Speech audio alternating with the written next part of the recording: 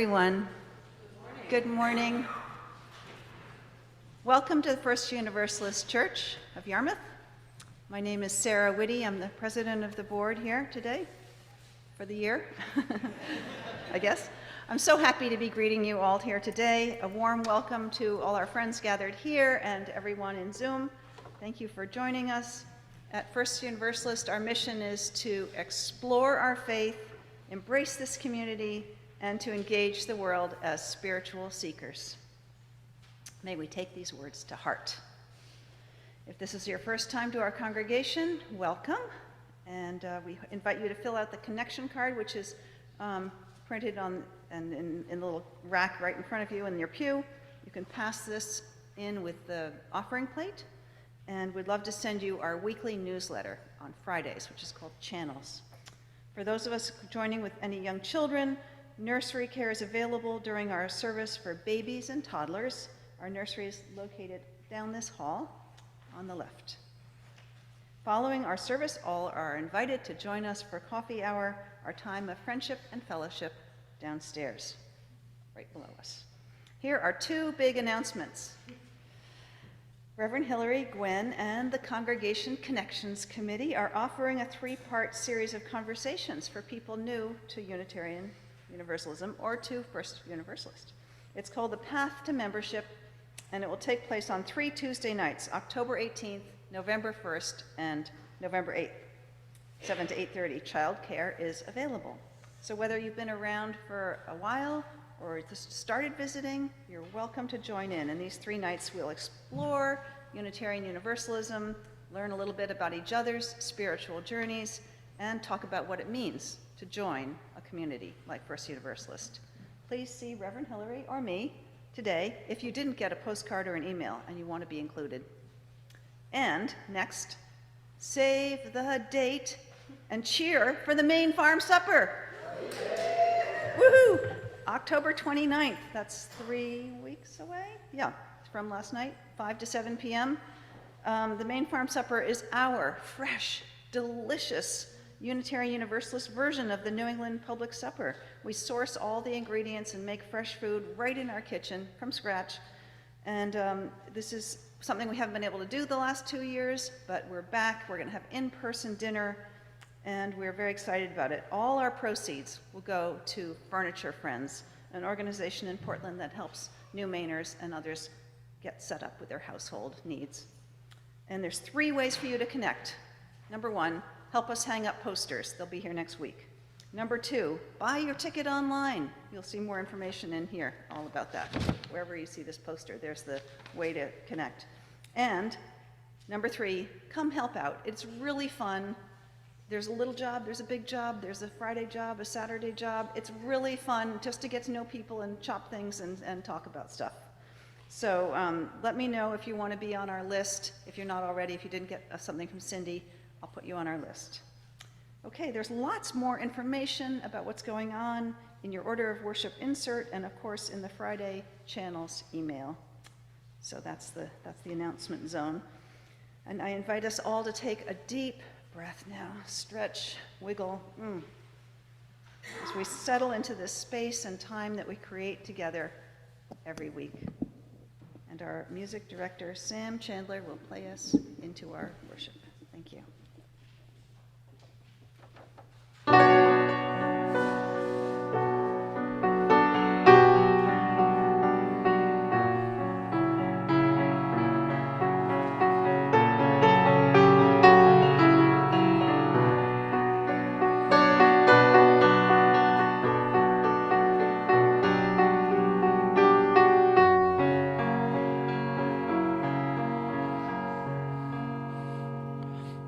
If I can stop one heart from breaking, I shall not live in vain.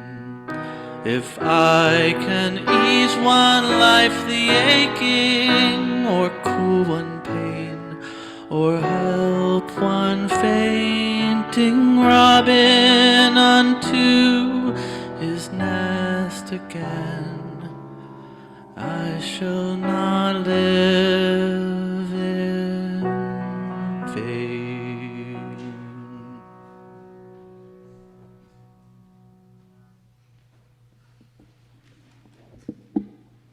Thank you, Sam. Thank you, Sarah. Good morning, everyone. How are you? This day, am I right? Those trees, whoa, they are showing off out there. So beautiful. My name is Hillary, and I serve as the minister here at First U, and it is with peace and friendship that I say, whoever you are, wherever you're from, whomever you love, whatever it is you have done, you are welcome here, and we're so glad you're here. Friends, today we gather upon unceded Wabanaki land in a place now called Yarmouth, Maine, to share a service in honor of Indigenous Peoples Day. While Columbus Day is still a federal holiday in the United States, I'm proud to say that Maine is one of 10 states, along with Washington, D.C., that will observe Indigenous Peoples Day tomorrow. In April of 2021, the House passed and Governor Mills signed into law LD 179, an act to replace Columbus Day with Indigenous Peoples Day. Today, we take a step in healing the divisions of the past, Mills said in her proclamation, in telling fuller, deeper history, and in bringing the state and Maine's tribal communities together to build a future shaped by mutual trust and respect. Let it be so.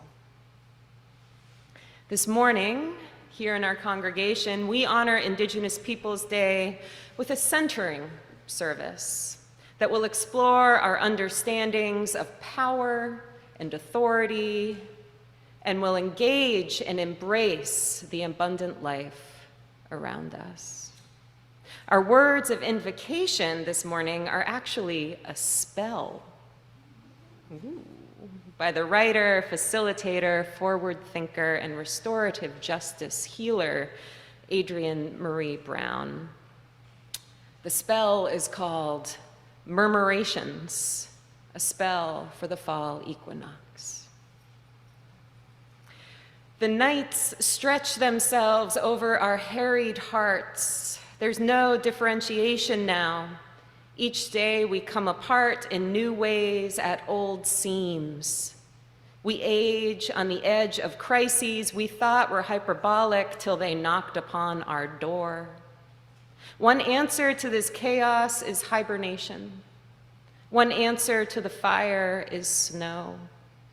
Let us carve out caverns for our rest now, howl down the dust, and let no harm come as we sleep.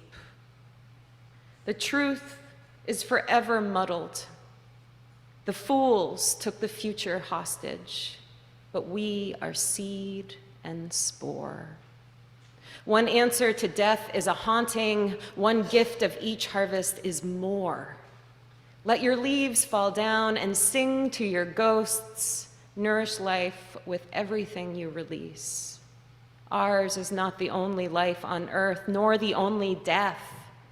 Let your altars hold the earth and the sky and the sea. It is time to gather and grieve, time to listen and pray, time to find the cave that curves against our spines, to catch the brief sun, to be bare under the softest blanket, to dream of pumpkin, root, and pine.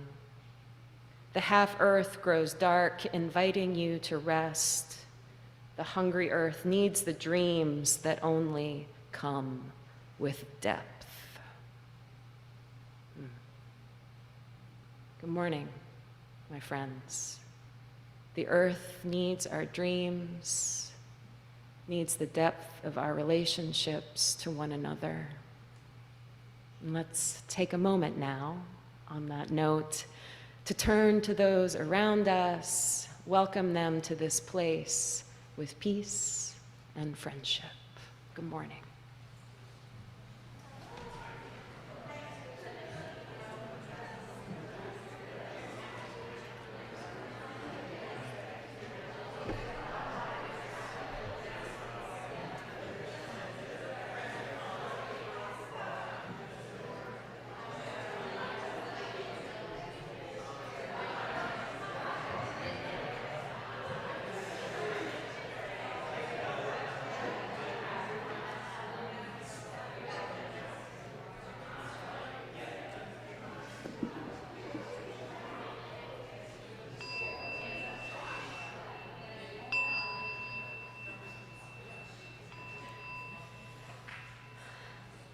Our opening hymn, my friends, is number 357, Bright Morning Stars, which is the title of this beautiful quilt piece over here. And I invite you to rise up in body or spirit and join me now in singing. We're going to do verses 1, 2, 3, and then 1.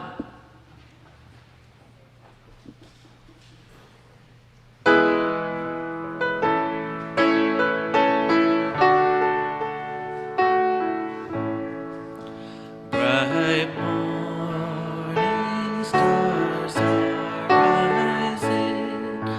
Bright morning stars are rising. Bright morning stars are rising. Day is awakening in my soul. Oh,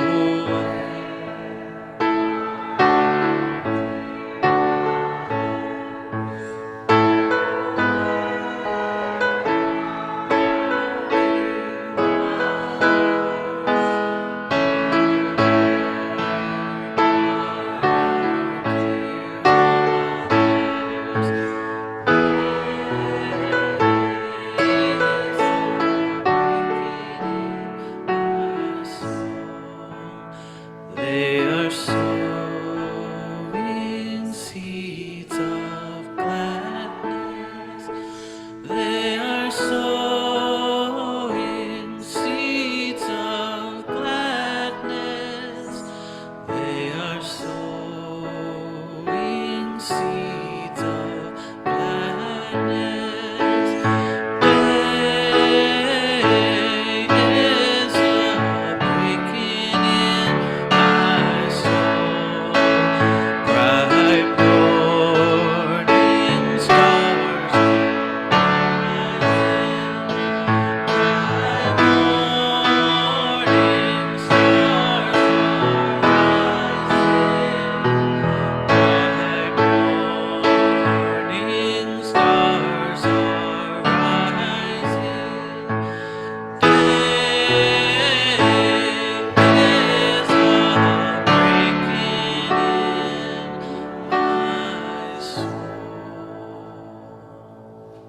Please stay standing if you're in body or spirit, and we'll go with our unison affirmation printed in your order of worship.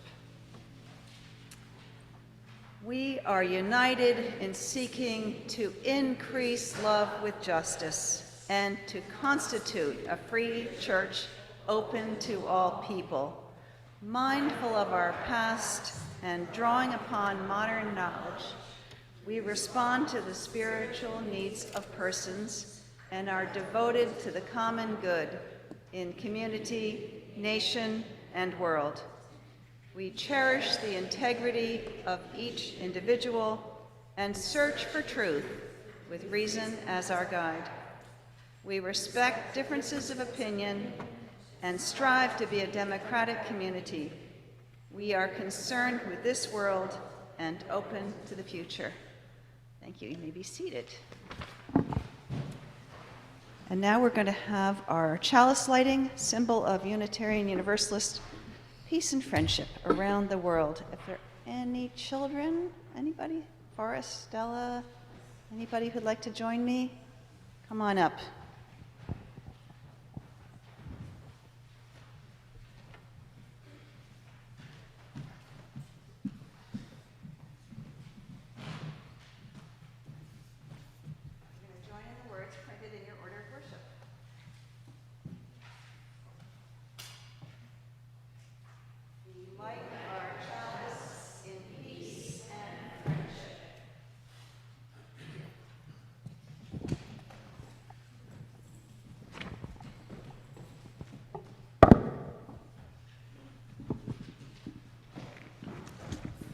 Good morning, Mac. Good morning, Hillary. How you doing? I'm doing good. Mac, did you know that our theme for this month is courage? I just realized that. You Yes. just realized that. Well, yeah, let me remind you that our theme for the month is courage.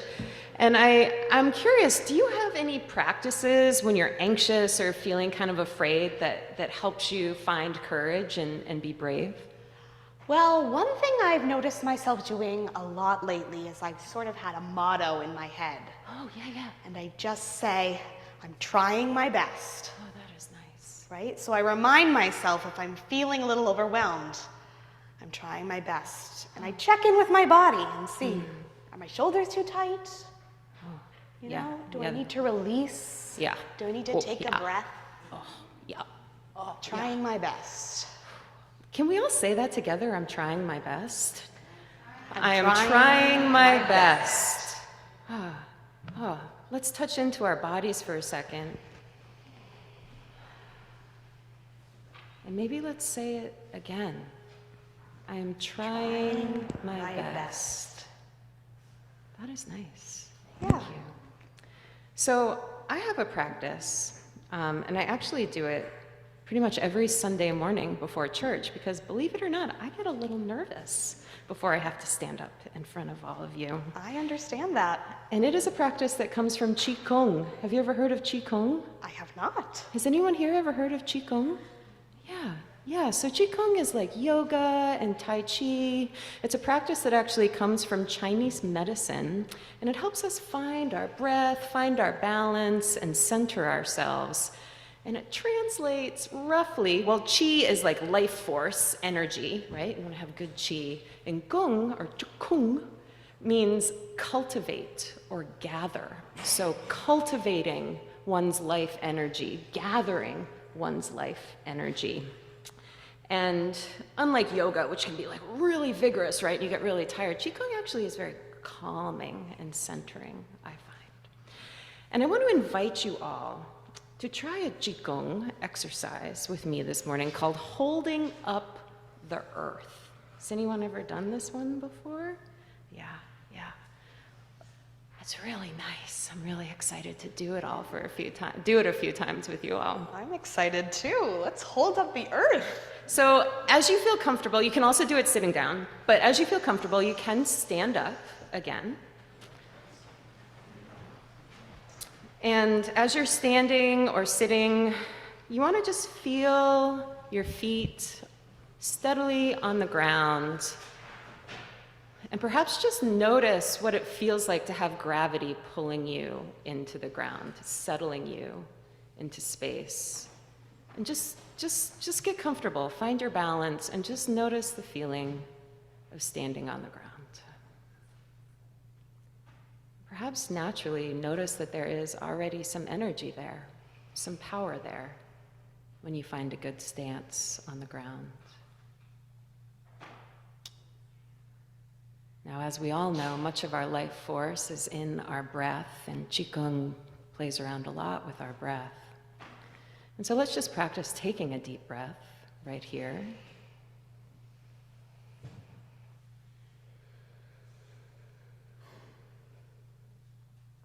Nice.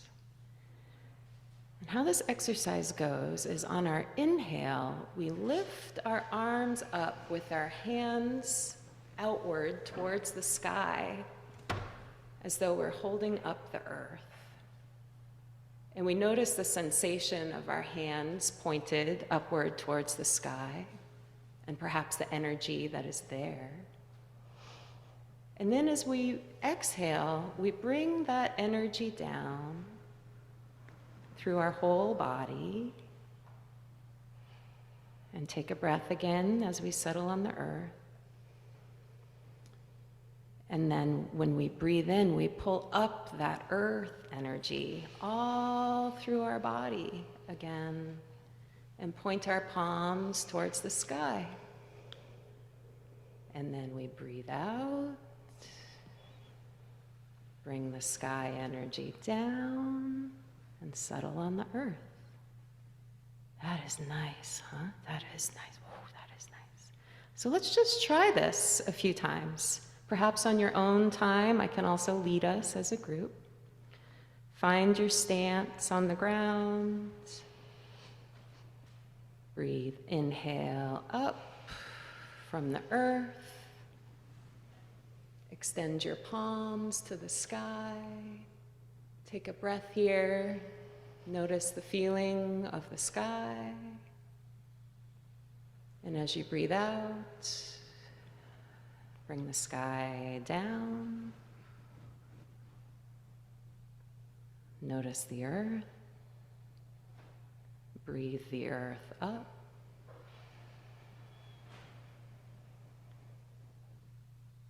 Sky. Exhale the sky down.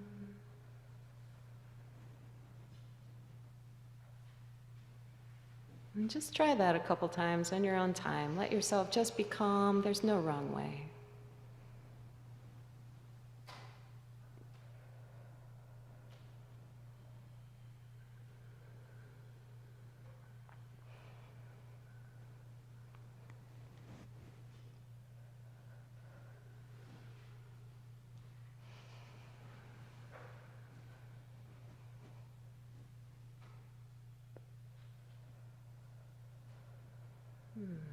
Nice.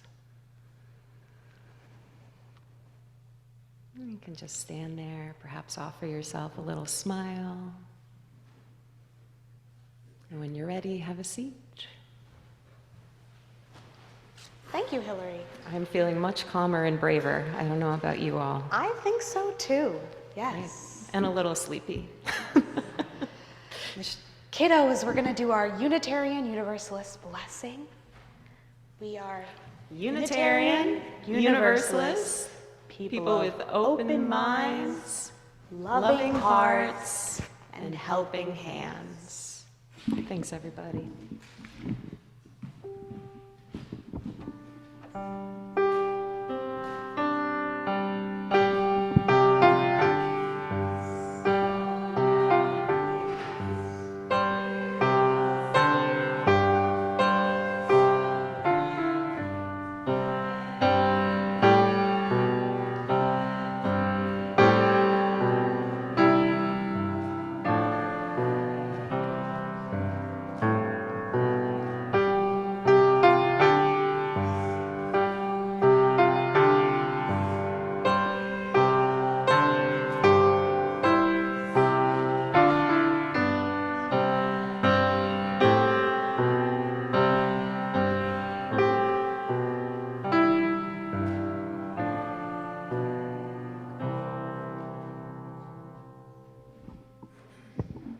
We now come to the time in our service that we set aside for quiet prayer and meditation. This is a time to reflect on the events of the past week, look forward to what might come in the days ahead, offer a prayer of loving kindness to those in need of loving kindness, or simply be here now, in this moment, and all it offers in sensation and emotion. Sarah will now introduce this morning's offering.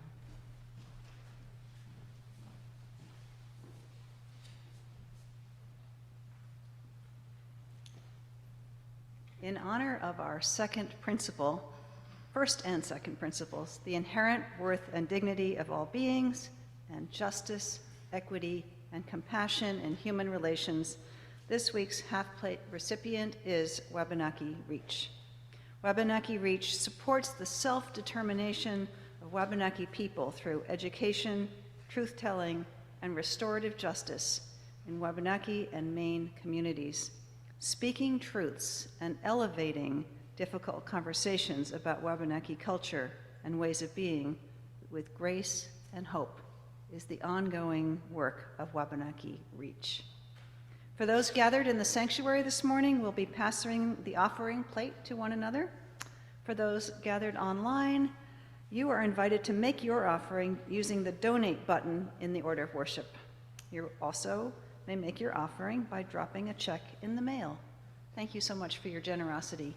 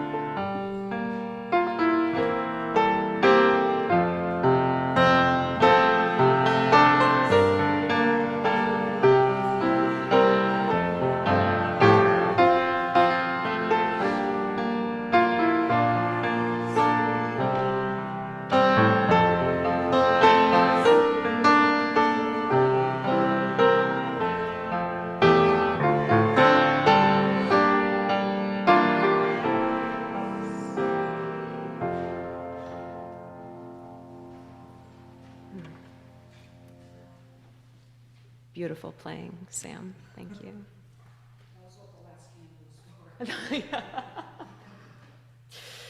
Our reading this morning is a poem by environmental activist and award-winning poet Linda Hogan, a member of the Chickasaw Nation. The poem I share by her is titled "The Way In." Sometimes the way to milk and honey is through the body. Sometimes the way in is a song. But there are three ways in the world: dangerous, wounding, and beauty. To enter stone, be water. To rise through hard earth, be plant, desiring sunlight, believing in water. To enter fire, be dry. To enter life, be food.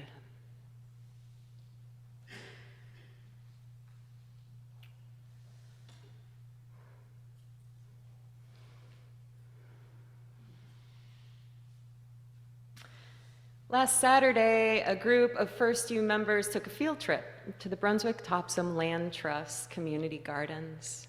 There, we were greeted by Julia, the garden manager, and Sivi, a steward of the new Manor garden plot. Thanks to the awareness raising of one of our beloved members here, Tom Settlemeyer, whose passion for land conservation and stewardship is one of the reasons that community gardens exist. The new Manor Garden and the Wabanaki Community Garden Project were the recipients of our Joy and Justice dollars last year, proceeds raised through our farm suppers and the holiday fair. Sivi, like many new Mainers, sought asylum here with her family after fleeing the unrest in Congo. They now live in Brunswick Landing near the old Navy base.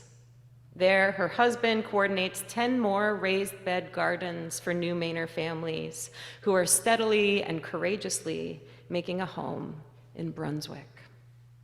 As Sivi guided us through her rows of crops, corn, eggplant, amaranth, tomatoes, sweet potatoes, okra, she enthusiastically told us about what she was growing and how to cook it, and she also explained what the gardens made possible for her. Growing the food of her culture, the food of home, of course, provided a sense of comfort, familiarity, and enjoyment here in this new place. But growing these vegetables also enabled her to look towards a future in Maine. She told us about her dream of selling vegetables at farmer markets, of opening a restaurant in Brunswick, of bringing people together to cook, of bringing people together and teaching them how to cook. Americans think we come here to take, but we come here to give, she told us. We come to, she paused, her English failing her for a moment. En français, partager, partager. To share, one of our French speakers offered. Yes, to share, she continued. I want to share. I want to share with everybody because God is all. God is with everybody. She smiled. To enter life, be food. As I walked along the edge of Sivi's rows, delighting in the beautiful reds of her swath of amaranth and awestruck by her ability to grow the tallest stalks of okra I have ever seen in New England, I thought about land, and I thought about this word, sovereignty. The freedom to have authority and self-determination in a place and over a place. Our visit to the community gardens last week did not align with the schedules of the stewards of the Wabanaki Gardens, and no Wabanaki members were available to meet us at their plot of land called Moedan Edge Epigi Edge, which translates to welcome to the gathering place. They requested that we not approach the land without their presence, and we took that request very seriously. Despite a great push last spring, a push that many of us raised our voices in support of, sovereignty was not granted to Wabanaki tribes this year. Our governor opposed the sweeping changes Wabanaki sovereignty would cause in Maine. LD 1626 was a bipartisan bill that would have restored the inherent right of the Passamaquoddy, Penobscot, and Maliseet peoples to self-govern within their respective territories in accordance with the same federal laws that generally govern tribal lands elsewhere in the United States. The bill received an avalanche of support from Mainers and passed in our State House last April, but it died on the vine without the funding it needed to move to the governor's office, as it was known that she planned to veto it. The provisions in LD 1626 that Mills opposed related to land, and specifically tribes' right to claim new land, including land in land trusts. She expressed concern about the division and complicated litigation granting the tribes such land rights might cause in the state. And perhaps she's right. Nevertheless, I find it painfully ironic, given the history of Native rights to land and the sweeping changes tribes have endured and died from on their land since the inception of America, that what kept LD 1626 from passing were its provisions regarding land access and acquisition for Indigenous people. Sometimes the way to milk and honey is through the body. Sometimes the way in is a song.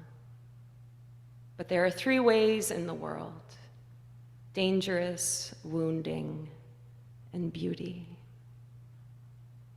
Along with land and sovereignty, while looking at CV's okra and its trumpeting yellow and purple flowers, I also thought about land and animacy, of the life and sentience of a place and its beings.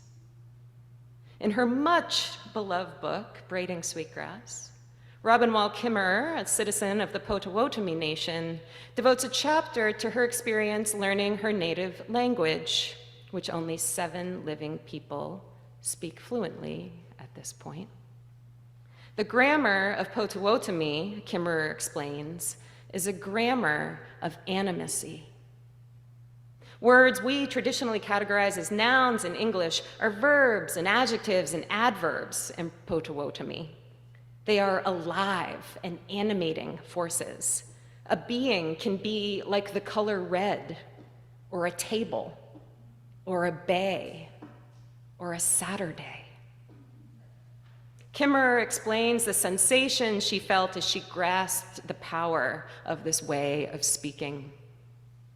"I swear I heard the zap of a synapse firing," she writes.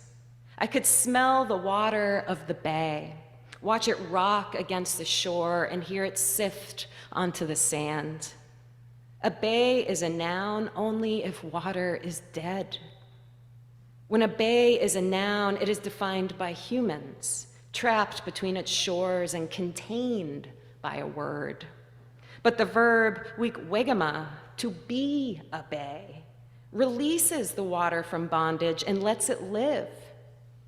To be a bay," she explains, "holds the wonder that, for this moment, the living water has decided to shelter itself between these shores, conversing with cedar roots and mergansers. But it could do otherwise," she continues. "It could become a stream or an ocean or a waterfall, and so there are verbs for that too. To be a hill, to be a sandy beach, to be a Saturday are all possible verbs in a world where everything is alive. Water, land, and even a day, the language a mirror for seeing the animacy of the world and the life that pulses through all things. To rise through hard earth, my friends, be plant, desiring sunlight, believing in water. What does it do to a place to see every natural element present within it as alive and animate?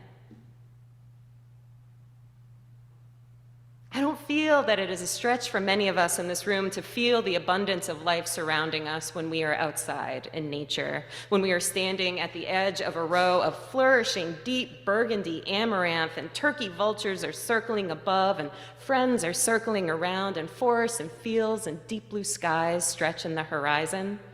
I know that natural settings such as that are the places where many of us experience our version of God. God that is all. God that is with everybody. Everybody. Do we remember, though, when we are in such places, that we too are natural? That we live with the same animating forces of these other living beings? That we are in reciprocal relationship with them? And what's happening in the nature or lack of nature around us is also happening to us? That what we do to nature, we do to ourselves? We do to everyone? Everyone? When early American colonists began to expand their territories and seize the land where indigenous people lived, some developed laws claiming that people could not lay claim to land where other people lived. However, within these sovereign laws, native peoples were not considered people. They were considered wildlife, and therefore had no claim to the land upon which they lived.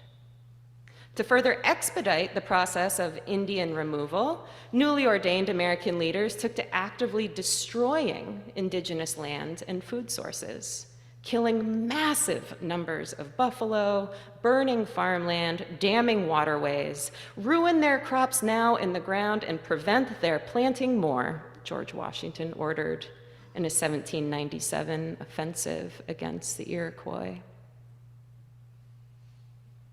Our understanding of sovereignty and animacy can be so violent sometimes, so limited, so limiting. But there are three ways in the world, dangerous, wounding, and beauty: to enter stone, be water. My friends, on this Indigenous Peoples Day, I invite you to interrogate your understanding, expectations, and biases surrounding the word sovereignty in America. Here in a country that invented barbed wire and trespassing laws, a country that has thrived on individualism and dominion, segregation and removal, how can we recognize, heal, and redefine our concepts of authority, power, and self-determination? Tribal sovereignty to me is about freedom, writes Lisa Saka-Basin, a Passamaquoddy citizen and co-CEO of the Wabanaki Public Health and Wellness. It is about having opportunities to determine our course and journey and direction within this complex landscape. Indigenous people need to be at the table. We need to be stewards. Sovereignty allows us the freedom to self-determine our future. It is our opportunity for healing.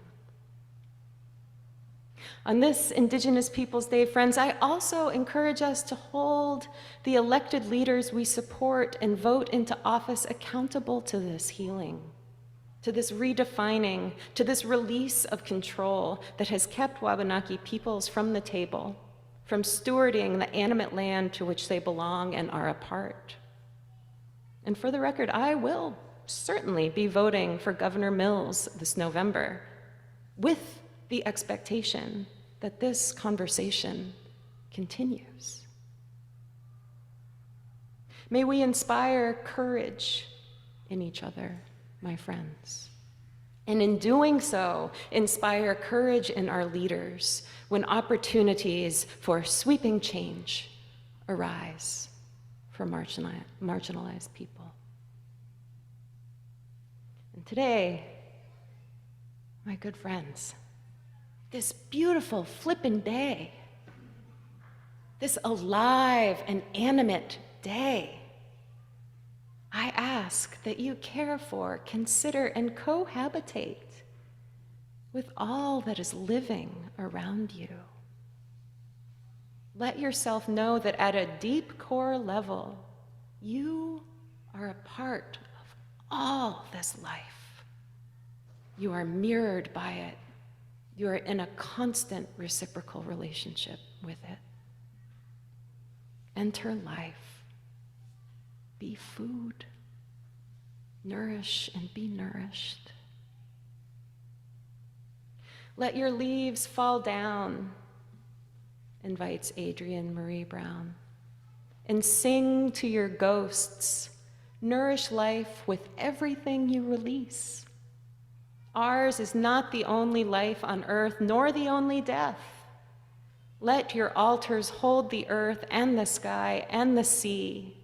It is time to gather and grieve, time to listen and pray. The hungry earth needs the dreams that only come with depth. Time to be brave, my friends. Time to dream. Time to share. Amen. God is all. God is with everybody. Let it be so.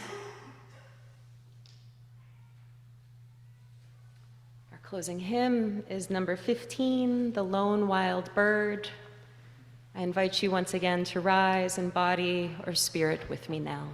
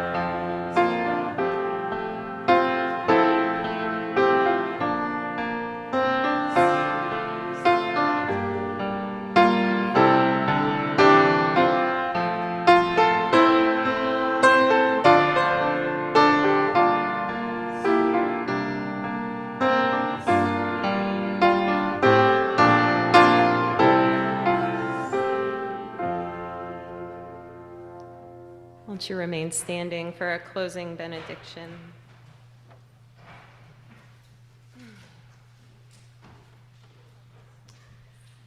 May all beings be free of suffering and the causes of suffering. May all beings experience profound joy and the causes of profound joy. And may all beings be free, free to live, free to grow, free to share, free to just be. Won't you join me in the words of our unison benediction as we close our service? For those who come here seeking God, may God go with you. For those who come embracing life, may life return your affection. For those who come to seek a path, may a way be found and the courage to take it step by step. Go in peace, my friends.